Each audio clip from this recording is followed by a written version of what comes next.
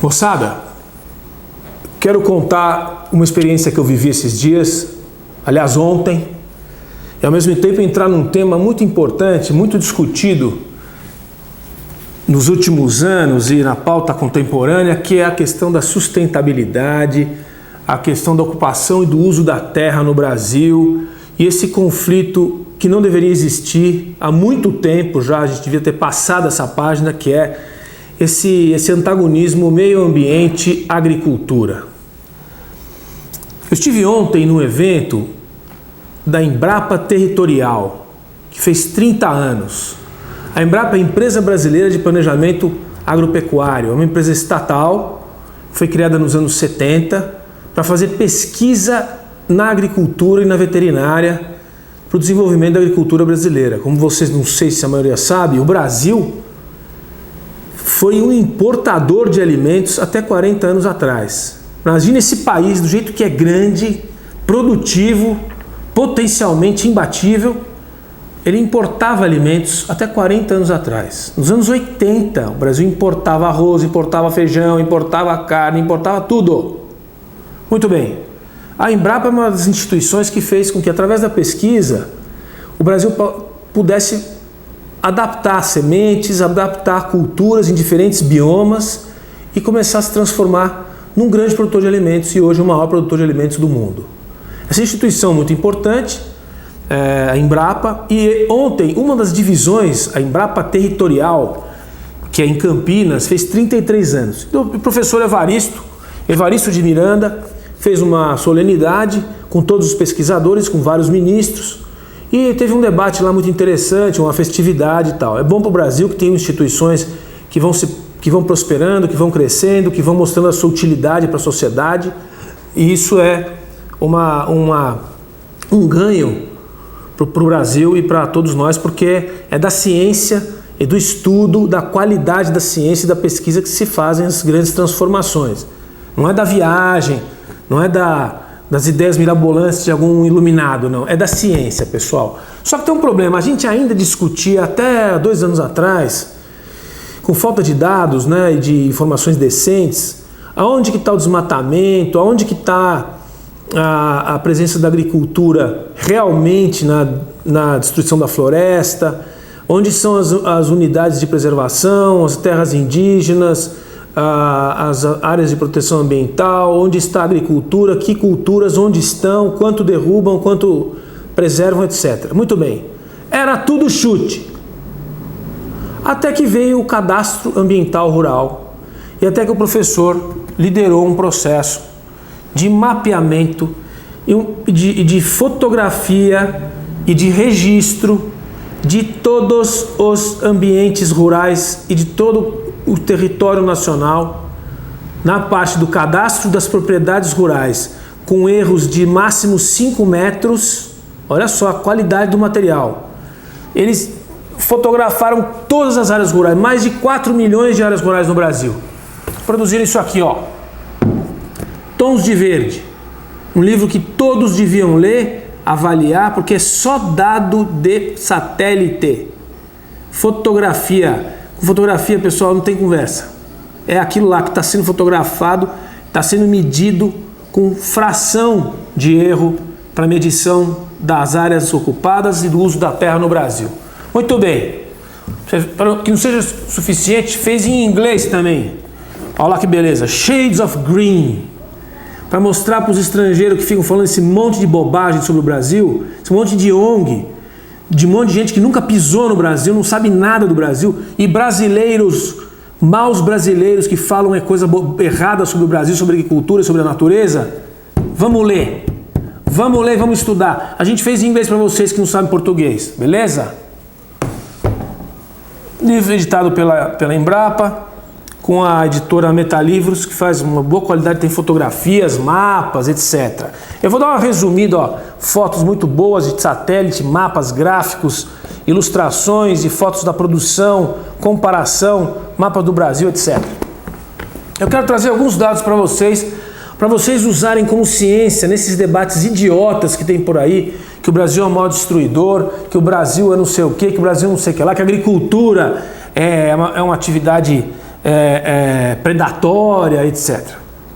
Vamos começar dizendo o seguinte: o que o Evaristo fez e a equipe de pesquisadores fez? Vamos pegar o mapa do Brasil, vamos ver onde é que estão as unidades de conservação. Todas as áreas protegidas. O que são as áreas protegidas? Unidades de conservação, que são aquelas que têm que ficar intocáveis por lei. Aquelas que também pode haver algum tipo de exploração, mas tem que ser exploração de comunidades oriundas do lugar e não em grande escala. Sei lá, o cara pode tirar palmito, ou pode tirar aqui na serra, se for quantidade pequena, ou açaí lá no norte do Brasil, enfim, atividade castanha, atividades pequenas que permitem que numa unidade de conservação aquela comunidade oriunda possa trabalhar e tirar o seu sustento. Ele pegou essa mapeamento, que é um mapeamento oficial do Brasil, fotografado, definido em lei, que não tem discussão, nenhum lado nem do outro. Para a gente saber o número. Começando com o número na cabeça, pessoal, o Brasil tem 853 milhões de hectares. Guarda o número 853, que é o nosso número de país. Tudo é o nosso número de país. A nossa área é 853. As unidades de conservação, portanto, elas são em hectares. Em número, elas são 240. Elas eram há 30 anos atrás, vamos pegar o tempo da nossa Constituição, as unidades de conservação eram 248. Aí, com esse processo intenso de defesa do meio ambiente, que é positivo, de aumento de áreas protegidas, de ativismo, que eu detesto essa palavra ativismo, e ativistas. Eu queria que alguém me explicasse o que é um ativista. Quem paga as contas do ativista, né? Anyway, todo esse processo dos últimos 30 anos, de 248 foi para 1.871 unidades de conservação no Brasil. O que significa dizer que de 20 milhões de hectares foi para 154 milhões de hectares. Então, o Brasil tem 853 milhões de hectares, 154 milhões já são hoje áreas protegidas, unidades de conservação, ninguém toca, ninguém mexe, tá certo? Isso corresponde, então, a um aumento de 8 vezes de proteção. 8 vezes as áreas de proteção aumentaram, que ficaram áreas praticamente intocáveis. Essas áreas vão se somar, porque são áreas protegidas, às áreas indígenas, o que é correto. O mundo inteiro que tem comunidades indígenas tem que proteger as suas áreas, principalmente depois do que houve com os índios brasileiros. Então, eu digo, com a chegada dos colonizadores, com a morte de muitos índios, a maioria das comunidades perdeu a população, etc. Mas, ainda assim, manteve-se na regra da lei a defesa das terras indígenas. Em 1988 eram 60 terras indígenas, hoje são 600. 10 vezes mais. Nós estamos falando em números. 117 milhões de hectares. Então vamos lá. São 853, o Brasil inteiro. Já são 154 milhões de unidades de conservação, floresta, em todos os biomas, né? Floresta, no Pantanal, na Caatinga, nos campos do Sul, etc. Nos parques da Serra do Mar, nos parques do Centro-Oeste, na Caraça, nos veadeiros, todo esse universo de natureza protegida, mas mais terras indígenas, 154 milhões mais 117 milhões, nós estamos falando de 257 milhões de hectares em 853, que ninguém toca, já é lei e ninguém mexe, beleza? Isso dá 30% do Brasil. O Brasil é o 5º maior país do mundo, certo?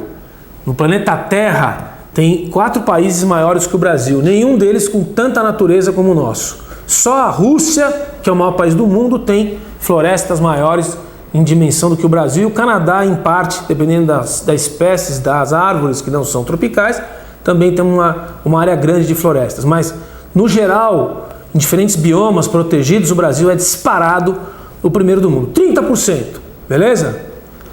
Só isso já seria o suficiente para a gente pedir para o pessoal lá de fora ficar mais tranquilinho. Menos, apesar de todos os problemas que a gente tem, não são poucos, 30% está garantido em lei que ninguém toca. E já são 257 milhões de hectares. Pra você ter uma ideia da comparação internacional, a Austrália, que é o segundo lugar, é só 19% da Austrália são áreas de preservação e terras indígenas. Na China, 17%. Nos Estados Unidos, 13%. E na Rússia, o maior país do mundo, 9%. Nós, 30%. Beleza. Isso já nos leva à primeira conclusão dessa conversa, que é a seguinte: quem protege mais, reserva mais. Certo? Quem protege mais, preserva mais. Tem reservas a mais, protege mais. Então, nós, nas proporções, todas as devidas proporções, já somos o país que mais preserva. Isso tem que ser estampado na cara de todos esses arautos da defesa da terra aí, que estão desprezando um Brasil, um país que já tem tido uma performance muito boa. Muito bem.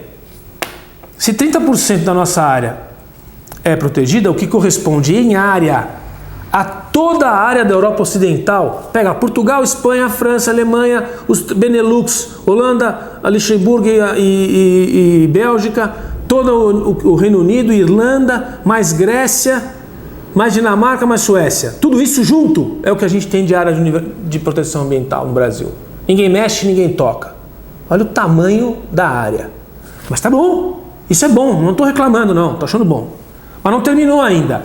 O trabalho do professor Evaristo e da sua equipe da Embrapa mostra muito mais do que isso. Ele fez o seguinte: está mapeado? Está mapeado. Agora vamos fazer o seguinte: pela primeira vez na história do Brasil, com imagem de satélite, vamos fotografar. Na verdade, fotografar não. Vamos pedir que todas as propriedades nacionais preencham uma série de relatórios e de documentos que terão que demonstrar com imagem de satélite as suas propriedades e onde estão as áreas de preservação de acordo com a lei. As áreas marginais dos rios, das nascentes, as áreas de proteção de mata, dependendo da área do Brasil, tem uma porcentagem que ele tem que proteger, 20%, 30%, 80%, dependendo da região do Brasil. Muito bem. Então ele foi lá e falou: olha, pega o sistema, esse é o Cadastro Ambiental Rural, e vamos pegar, e criou-se um sistema que chama-se Sistema Nacional de Cadastro Ambiental Rural, onde todas as propriedades compulsoriamente tiveram que apresentar os seus documentos com foto de satélite. Olha, aqui é minha fazenda, aqui eu tenho a sede, aqui eu tenho a plantação de milho, aqui eu tenho uma área de proteção do rio, da minha fazenda, e aqui tem um pouco de floresta, e com isso aqui eu componho e respeito a lei ou não respeito, e aí eu vou ter que me adaptar, né? Isso foi feito em mais de 4 milhões de propriedades. E fez-se um mapeamento inédito, pessoal, inédito, do Brasil todo, de todas as propriedades rurais. E sabe o que se descobriu? Talvez para desespero dos xiitas, que as áreas de produção, as fazendas, as propriedades rurais, produtivas ou não produtivas, extrativistas, etc., propriedades privadas, preservam 176 milhões de hectares, exatamente como estavam quando Pedro Álvares Cabral chegou no Brasil. Aquilo que você vê quando você vai numa fazenda, que já teve oportunidade de ir numa fazenda em qualquer lugar do Brasil, que tem áreas que são natureza, uma boa parte delas intocada. Isso não estava sendo contado. E a turminha do horror, que fica fazendo ONGzinha e arrebentando o Brasil, falando bobagem de número que não conhece, não sabia que 20% do território nacional oriundo, original, nas propriedades privadas está preservado. E se você somar a isso, o que o professor colocou também na avaliação, as áreas militares, há muitas áreas militares, são todas preservadas, inclusive nas fronteiras da Calha Norte, principalmente na Amazônia. E as terras devolutas, que são terras que pertencem ao Estado, mas não estão sob nenhuma denominação, são terras que já foram ocupadas e depois abandonadas, ou terras que nunca foram ocupadas, mas não são parque, não são fazenda. Somando mais essas áreas militares e terras devolutas, que dariam mais em torno de 6%, nós chegamos à segunda conclusão dessa conversa. 66,3% do território brasileiro está exatamente igual quando Pedro Álvares Cabral chegou aqui. Quando Pero Vaz de Caminha fez a carta para o rei, dizendo que aqui as águas não faltavam, em que plantando tudo dá, e toda aquela maravilha que ele escreveu sobre a terra que ele viu, está igualzinho em 1500, 66,3%. Não dá para comparar com ninguém no mundo, certo? Como é que está o resto? Vamos dividir, mas o que tem no resto? Se tem 100%? Então estou querendo dizer o seguinte: as unidades de conservação, terras indígenas, áreas protegidas em fazendas, áreas militares e terras devolutas são 66%, dá 563 milhões de hectares em 853. Vamos guardar isso, pessoal, vamos repetir isso. Se alguém tiver dúvida, manda ler, manda estudar e manda ver nas fotografias. Aí vem alguma, e o resto? Mas a agricultura destrói tudo, a agricultura passa corrente. Então tá, então vamos lá. Do resto do Brasil, que seria então em torno de 33%, 9% é plantação, lavoura, soja, milho, cana, algodão, 9%, pessoal, 9%. Os outros 13 mais 8, 21% são pastagens, sendo que 8%, quase tudo que tem de lavoura, são pastagens naturais, campado. Tem campado em São Paulo, tem campado no todo o Pampa, no Rio Grande do Sul, tem campado em Minas, tem campado no Nordeste, tem campado no Mato Grosso do Sul. São áreas planas, sem floresta, sem cerrado, áreas de gramíneas, com poucas plantas, em função do bioma, que são pastos naturais. Ninguém mexeu, já era assim. E é usado, está contando como agricultura. Se você poderia colocar, como tem no livro comparativo, esses 8% de pastagens naturais na conta da natureza. Daria 74% de Brasil intocado. Mas como tem boi em cima, tudo bem. Então vamos colocar em pastagens e em agricultura. As outras 13% é que são pastagens realmente de derrubada. Tirou o cerrado, tirou a mata, tirou o que tinha e fez pasto e pôs boi. 13%. E finalmente sobra 3,5%, que é toda a infraestrutura, as cidades, as estradas, as pontes, os aeroportos, os portos, as vilas, os rios, os córregos. Isso é 3,5% de todo o território nacional. Então, assim, essa é a medida. Essa é a medida. Não tem conversa. Sabe quanto que a União Europeia tem de original desde que ela existe, desde o Império Romano? 1%. 1%. Ah, mas ela tem 2.500 anos de civilização. Ok, certo, beleza. E aí, como é que vai fazer? Vamos exigir que eles plantem tudo de volta porque o Império Romano começou a derrubar madeira no país etrusco? Ou vamos exigir que os alemães replantem as florestas de Teutoburgo porque os romanos estavam batalhando contra os Armin o Grande e por isso derrubaram algumas florestas? Ou que os vikings tenham que, porque arrancaram muita madeira do norte da Suécia, vão ter que replantar agora os suecos? Para, pessoal, para! A civilização se desenvolveu assim. E a Europa se vangloria de ter tudo preservado. Tem 1% de toda a Europa Ocidental. Então vamos relativizar. Depois, a agricultura. A agricultura é o grande destruidor da natureza. Muito bem. Área agrícola por país. União Europeia, quanto que na União Europeia é a área agrícola cultivada? Dependendo do período, porque tem inverno e verão. Já vou explicar isso já, porque as pessoas esquecem. De 45% a 65% da União Europeia toda é área cultivada. Para 6% da população. Estados Unidos, 18% do território americano é área cultivada. China, 17%.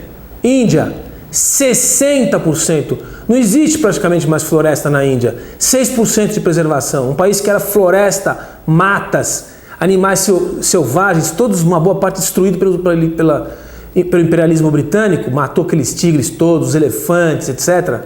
6%. Agricultura de pequenas propriedades, uma população enorme de 1,2 bilhão de pessoas, 60% das pessoas da população vive no campo e depende da agricultura quase de subsistência, de uma baixa produtividade. Ali sim tem problema ecológico, ali sim tem problema de preservação, ou se tem, com a biodiversidade também. Na Índia que tem, na China que tem. E no Brasil, 7,6% de área cultivada permanente, que eram os 9% que a gente falava antes de lavoura, considerando que permanente é soja, milho, algodão, cana. 7,6%. 7,6% contra 45% mínimo da Europa. Ah, mas a agricultura destrói tudo. Destrói tudo. Matriz energética, emissão de gases de efeito estufa. Vamos para os números. Tudo aqui no livro do Evaristo. Em função da terra, uso da terra, produção agrícola, utilização da produção de alimentos e energia. Matriz energética. Vamos aos números. O que é reciclável, o que é recuperável, o que tem baixo carbono? Brasil tem cana-de-açúcar que produz etanol, tem bagaço de cana que produz energia elétrica, tem energia hidroelétrica, hidráulica, quer dizer, das águas, dos rios, dos córregos, tem florestas plantadas. Pessoal, o Brasil produz papel, celulose, madeira e carvão, 100% certificado. Todo o papel e celulose brasileiro vem de florestas plantadas. Não se derruba uma árvore silvestre para fazer papel e celulose. E você vê propaganda da WWF ou propaganda dessa turma do Greenpeace colocando que o Brasil está sendo dizimado pela produção de madeira das papeleiras. Mentirosos. Jogo baixo, porcaria. É tudo 100% certificado. Ah, tem carvão clandestino. Tem carvão clandestino, lógico que tem. Tem que combater. Mas é marginal, nos dois sentidos da palavra. Não é coisa grande. A nossa matriz energética é 43% sustentável, de material natural, orgânico e recuperável, de baixa emissão de carbono, porque não é combustível fóssil como petróleo, né?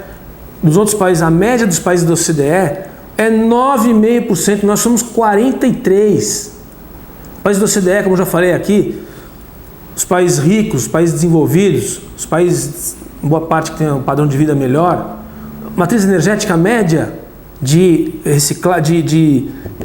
produção de energia não fóssil, 9,5%. Nós, 43%. Inclui eólica, inclui enfim, outras solar, outras modalidades que estão crescendo. Do mundo, a média mundial, 13%. De novo, Brasil, 43%. 30% é a floresta, é a unidade de conservação em terra indígena. E para terminar, pessoal, ainda aqui também está todos os dados estatísticos com fonte. Tons de verde, sustentabilidade da agricultura brasileira, defensivos agrícolas. Ah, mas os agrotóxicos. O Brasil é o maior utilizador de agrotóxicos do mundo. Essa palavra não existe para mim. É defensivos agrícolas, remédio de planta, tá certo? Que tóxico por quê? Tóxico se você usar errado. Aspirina é tóxico? Se você tomar 12 aspirinas é tóxico. Se tomar uma, sara sua dor de cabeça. Água é tóxico? Se você tomar 2 litros por dia, não. Se você tomar 200 litros de água, você morre. Água é tóxico? Não, não é tóxico. Depende da quantidade que você tomar. Pode te matar. Então é disso que nós estamos falando. O uso de defensivos no Brasil. O Brasil é o maior utilizador de defensivos no Brasil. É lógico que é. Lógico que é. O único país do mundo que tem agricultura tropical. Olha o planeta Terra. As grandes nações produtoras de alimentos são temperadas. Canadá, Estados Unidos, União Europeia, Rússia, leste europeu, a própria China tem no mundo temperado. No hemisfério sul, quem tem? África do Sul, pouquinho. Austrália, pouquinho. E a Argentina, temperada. E o Brasil, tropical, grande. Ele tem 2 ou 3 safras por ano. Já pensaram nisso? Que não tem neve no Brasil? E o sujeito pega a conta e fala, você gastou muito mais defensivo do que os outros países. É lógico que eu gastei. Eu tenho 2 ou 3 safras por ano, ele só tem uma. Faz a conta direito, amigão. Se eles têm neve lá, eles têm a proteção da natureza contra as intempéries da natureza. A gente não tem aqui, é inseto, fungo e erva daninha 24 horas por dia, 12 meses por ano. Tem que ter defensivo agrícola contra ervas daninhas, herbicidas, contra fungos, fungicidas, contra insetos e inseticidas. Usando direito não tem problema. É tudo muito feito cientificamente. De cada 200 mil moléculas que se faz pesquisa, só uma vai para o campo. Uma vira mercado. As outras não se aplicam. Muita pesquisa para poder usar no campo e não ter efeito sobre a saúde humana. Agora o cara vai lá e dá uma colherada no inseticida e toma, e não vai morrer? Vai morrer. Ele morre. O cara dá uma pulverizada numa colmeia, mata todas as abelhas. É lógico, o inseticida gera hemorragia no inseto. Então lógico que vai matar. Então tem que saber usar, como qualquer remédio que você dá para o seu filho ou para você mesmo. Enfim, defensivos. Em função da nossa agricultura tropical, a gente usa muito mais. Vamos fazer a conta direito? Quanto de alimento se produz para cada quilo de defensivo que se usa? Aí sim, quem que é produtivo usa defensivo, mas faz muito alimento com pouco defensivo. Primeiro lugar do mundo, Brasil. 142 quilos de alimento para cada quilo de defensivo que se usa. Segundo lugar, Argentina. Muito bom. 116 quilos para cada 116 quilos de alimento para cada quilo de defensivo. Terceiro lugar, Estados Unidos. 94 quilos de alimento para cada quilo de defensivo. Ou seja, estão usando mais defensivo para produzir alimento. União Europeia, que é a histérica da conversa, 62 quilos de alimento para cada quilo de defensivo. Metade do Brasil. Produção para usar ou o dobro de defensivo, se quiser. Mas vai seguindo agora. Quem são os nossos algozes? Toda semana estão nos jornais falando de nós, etc. Os franceses. 51 quilos de alimento para cada quilo de defensivo. E ficam banindo o grupo químico agora na Europa, como fizeram com uma série de grupos químicos, acusando eles de uma série de doenças, etc. O que está acontecendo com a agricultura francesa? Caindo a produtividade. O que está acontecendo com o alimento europeu? Aumentando de preço. Muito bom esse processo. Muito inteligente essa política aí europeia de histeria geral contra os chamados defensivos, para eles agrotóxicos. Agora, o outro país mais impressionante é um final da lista aqui. Alguém tem alguma dúvida da qualidade sanitária do Japão? Que os japoneses são bons defensores dos seus alimentos, tudo limpinho, arrumadinho, testado e retestado? O Japão produz só 8 quilos de alimento para cada quilo de defensivo. Quanto que dá isso? 14 vezes menos do que o Brasil. Você acha que o japonês dá veneno para os seus cidadãos, para as suas crianças? Não. Então vamos começar a usar a cabeça, ler os números, ler ciência e começar a entender o que está acontecendo no mundo. Finalmente, para concluir, que eu já falei demais, o livro também apresenta outras características da agricultura que não conflitam com o meio ambiente, que são parceiras, é a mesma matéria, são irmãos siameses, meio ambiente e agricultura. O maior defensor, o maior interessado em defender a natureza é o produtor agrícola. Ele precisa da água, precisa das abelhas, precisa da proteção das matas ciliares, ele precisa para ganhar dinheiro. Não é porque ele gosta do passarinho, ele precisa. Então não tem conflito. O Brasil desenvolveu um sistema de reciclagem de embalagens de defensivos agrícolas. Tem um sistema que chama INPEV, tão eficiente que 95% das embalagens plásticas de toda a agricultura brasileira, do Roraima ao Rio Grande do Sul, do Acre ao Rio Grande do Norte, toda a embalagem plástica que vai para o campo depois de utilizar é recolhida e reciclada. 95%. Sabe quem é o segundo lugar? A Alemanha, com 65%. Os alemães, hein? Que são os sustentáveis do planeta, não conseguem ter um sistema tão eficiente quanto o nosso. E olha o tamanho do Brasil. Vale para Roraima, para Acre, etc. Contra os alemães em segundo lugar. Sabe quantos franceses, que são os reis da cocada, que estão tudo nhenhenhé de sustentabilidade? 50%. Pergunta para um francês, onde vai os outros 50% das embalagens plásticas que vocês usam para usar como defensivo no seu país? Para onde vai? Para o rio? Para onde vai? Para o lixo? Você queima? O que você faz? A gente recicla 95%. Tudo ciência, registrado, fotografado e aprovado. Não tem conversa mole, não tem achismo aqui. É tudo verdade, tudo registrado, certificado. Estados Unidos, 20%. 80% faz sei lá o que com a embalagem. Finalmente, o que tem no Brasil que está acontecendo e a gente tem que respeitar e tem que mostrar para o mundo? E vai acontecer a partir de agora, porque acabou o governo dos idiotas. Não que a gente não tenha problema nesse, tem muito problema nesse, mas acabou o governo dos idiotas. Agora é o seguinte, nós temos que mostrar para o mundo que aqui tem integração lavoura-pecuária, floresta. Inventada no Brasil, tem boi, eucalipto e milho no mesmo lugar, fazendo rotatividade, com proteção ambiental, altíssima produtividade, em boa parte das novas propriedades do Brasil. O que a gente tem? Tem a Embrapa estudando novas sementes, a Embrapa estudando novas modalidades de ciência para veterinária, para semente, para mudas de novas, para se adaptar aos climas dos diferentes biomas. Ou seja, tem ciência, tem proteção da biodiversidade, uma série de novos insetos estão sendo estudados para serem usados como biodefesa, né? Não precisa colocar um produto químico, basta você colocar um inseto que ataca o outro. Estão sendo desenvolvidos em várias regiões de laboratórios do Brasil. Espetacular. Um resumo da ópera e finalizando. Pessoal, no Brasil é ciência, tecnologia, dado, certificação na agricultura. Tem problema? Lógico que tem. Tem desmatamento? Ainda tem. Mas não é a soja, nem o frango, nem o milho que estão desmatando. É madeira, especulação imobiliária e boi extrativista na ponta da pecuária. Não interessa a pecuarista abrir, destruir a Amazônia mais. Já passou dessa fase. É uma questão de bandidagem de atrás de madeira, crime de ocupação de terra e esses malucos de ocupação de terra aí de INCRA. É isso que está acontecendo. Para não dizer MST. Então é isso, pessoal. O livro é esse. Manda para todo mundo, lê, pode perguntar o que quiser, tem ciência aqui. Se tiver com dúvida, pode mandar pergunta e comentário. Falou? Valeu!